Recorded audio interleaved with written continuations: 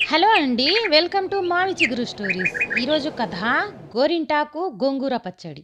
ఈ కథ మొదలుపెట్టే ముందు ఈ ఛానల్ని కొత్తగా చూసేవారు, ఇంతవరకు సబ్స్క్రైబ్ చేయనివారు తప్పకుండా సబ్స్క్రైబ్ చేసి సపోర్ట్ చేయండి. ఈ కథ పూర్తిగా చూసి మీకు ఎలా అనిపించింది కామెంట్ చేయండి.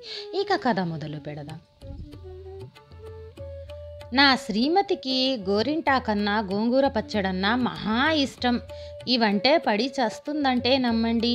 దాని శరీర ఛాయ ఇంచుమించు వీటి రంగులోనే ఉంటుంది.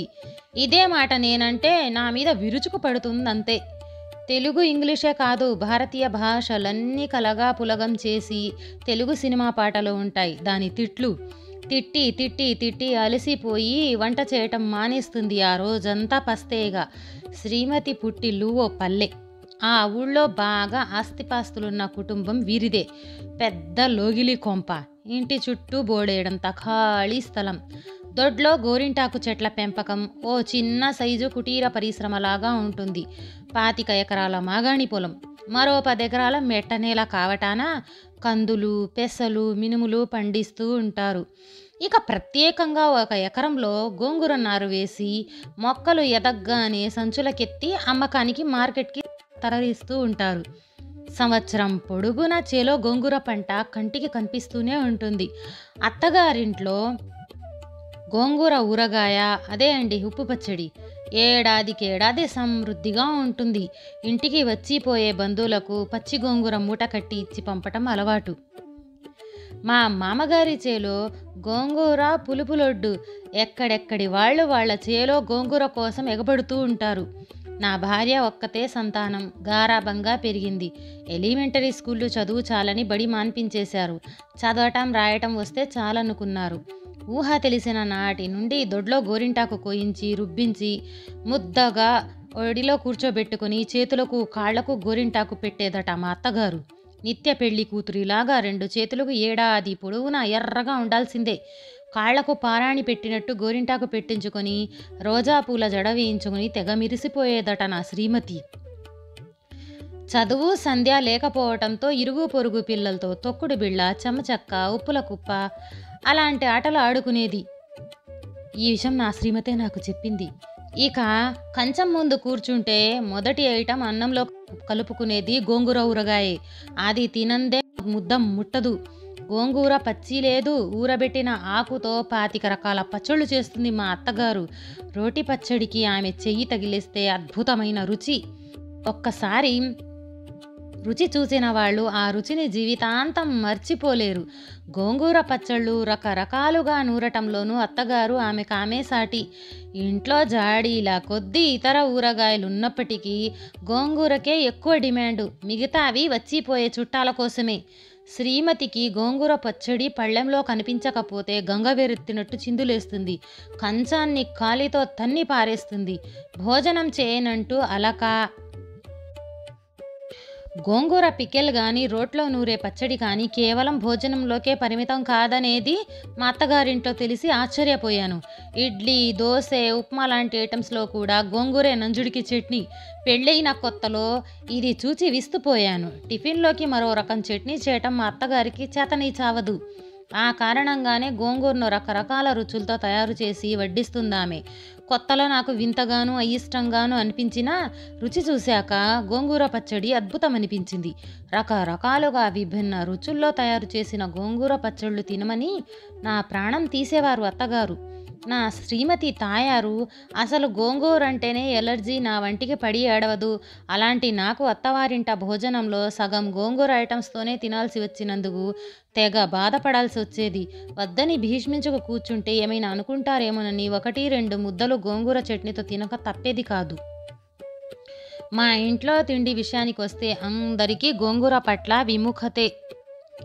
డాడీ మార్కెట్కి వెళ్ళినప్పుడల్లా ఎన్ని రకాల ఆకుకూరలు, కాయగూరలు తెచ్చినా పొరపాటున కూడా గోంగూర తెచ్చేవాడు కాదు. మా తాతయ్య గారు గోంగూరను కాశీలో వదిలిపెట్టేశారట. అప్పటినుంచి ఇంటిల్లిపాది గోంగూరకు దూరం. దాన్ని ముట్టరు. దాన్ని ఇంటికి తేవటం బంధు, తినటం బంధు.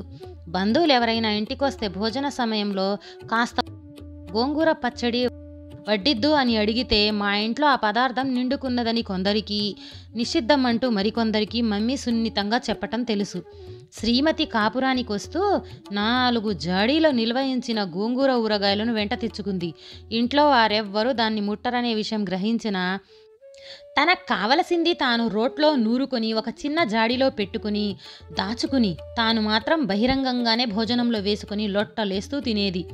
కొత్త కోడల్ని ఏమీ అనలేక గుడ్లు మిటకరించేది వారం మా సరసన కూర్చుని శ్రీమతి అన్నంలో నూరిన గోంగూర పికెలు కలుపుకు తింటుంటే దాని వాసన ఇష్టం లేక మా వంటికి సరిపడపోక మా ఫ్యామిలీ మెంబర్స్తో కాకుండా విడిగా శ్రీమతికి ఒక్కదాన్ని వడ్డించేది మా అమ్మ. కనీసం నాతో పాటైనా భోజనానికి కూర్చుంటానంటూ మొండికేసేది తాయారు. అది గోంగూర చట్నీయే కాదు, చివరకు గడ్డి చట్నీ తిన్నా దాని సరసన కూర్చొని నేను భోజనం చేయాల్సిన దుస్థితి ఏర్పడింది. గోరింటాకు ఇరుగు పొరుగు వారి దొడ్లోకెళ్ళి స్వయంగా కోసుకొచ్చి తానే రోట్లో ఆకు మజ్జిగ చుక్క కాస్తంత చింతపండు వేసి రుబ్బుకొని వేళ పాళ సమయం సందర్భం లేకుండా చేతివేళ్లకు కాళ్లకు పెట్టుకునేది. 4 ఏళ్లు గుంటూరులో చేశాక అనుకోకుండా నన్ను హైదరాబాదు హెడ్ ఆఫీస్కు ట్రాన్స్ఫర్ చేయటంతో ముందు నేను ఒంటరిగా వెళ్ళి జాయిన్ అయ్యి ఓ సింగిల్ పోర్షన్ ఒక ఇంట్లో అద్దెకు తీసుకుని లగేజీతో పాటు శ్రీమతికి సిటీకి తెచ్చేశాను. ఒంటరి కాపురం కావటాన శ్రీమతి మరీ బరితెగించింది. తనకు అనేవారు అడ్డుకునేవారు లేకపోవటంతో దాని ఇష్టారాజ్యంగా వ్యవహరించటం మొదలైంది. అత్తపోరు ఆడపడుచుల ఆదలింపు మామగారి కంట్రోల్ లేకపోవడంతో మరీ రెచ్చిపోసాగింది.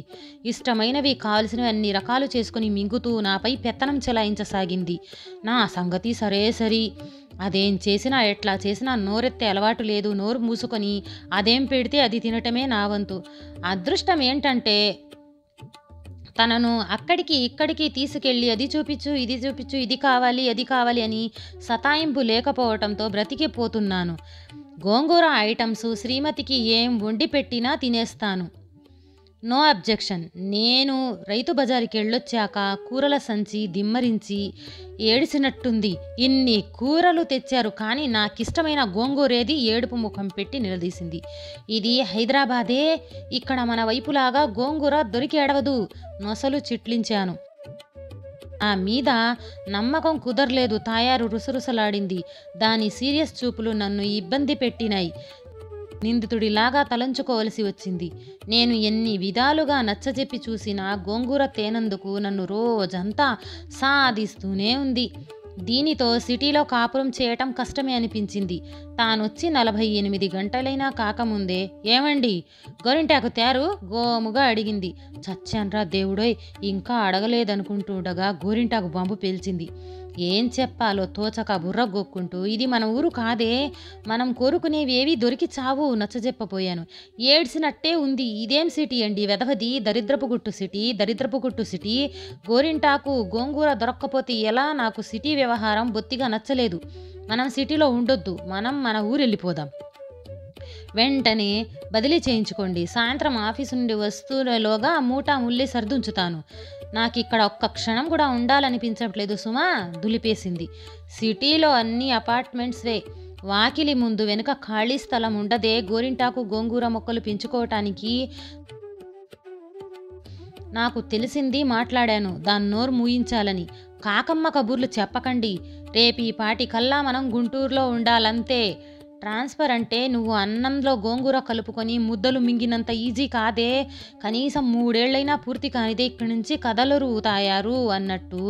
ఇక్కడ పచ్చి గోరింటాకులు కరువైనా రుబ్బిన గోరింటాకు కోన్స్ అమ్ముతారని విన్నాను. దాన్ని తెస్తాలే వస్తూ.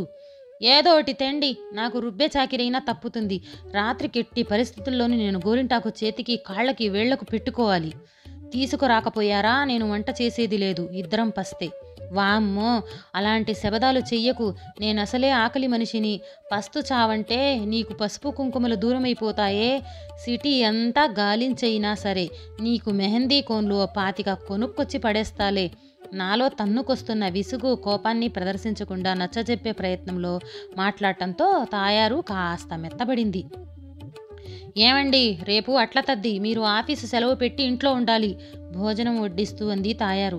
ఆడవాళ్ల పండక్కు నేనెందుకు లీవ్ పెట్టాలట? తలెత్తి శ్రీమతి ముఖంలో చూశాను. పండుగ మా ఆడవారిదే అయినా మీ మగవాళ్ళు చేయాల్సిన పని బోలేడు ఉంటుంది. పనా? నోరు బార్లా తెరిచాను. మీది మరీ బడాయి. నాకు గోరింటాకు చేతులకు కాళ్లకు పెట్టాలనా? నన్ను బాత్రూంకి ఎత్తుకొని తీసుకుపోవాలనా?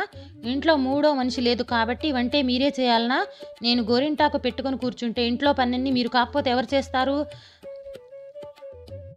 తాషా మరప వాయించేసింది. వామ్మో, నా దుంప తెంచావు కదే! ఆడంగి పనులన్నీ నా చేత చేయించటం నాకు బొత్తిగా నచ్చలేదు.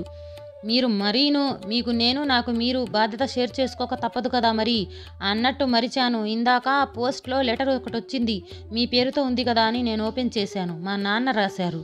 లెటర్తో పాటు లారీ రసీదు కూడా పంపించారు. రసీదేమిటే అన్నాను విస్తుపోయి. అదేనండి, 2 జాడీల గోంగూర పెట్టించి వాటిని పార్సిల్ చేసి లారీ ట్రాన్స్పోర్ట్లో పంపుతున్నట్టు లెటర్లో రాశారు నాన్న. చదవండి, మీకే బోధపడుతుంది. సర్లే, తర్వాత చదివేడుస్తాలే. ముందు తిండి తినటం పూర్తి కాని. చూడు, కాస్తంత కంది పచ్చడి వడ్డించు. ఏమిటా కలపటం? కోడికెలికినట్టు.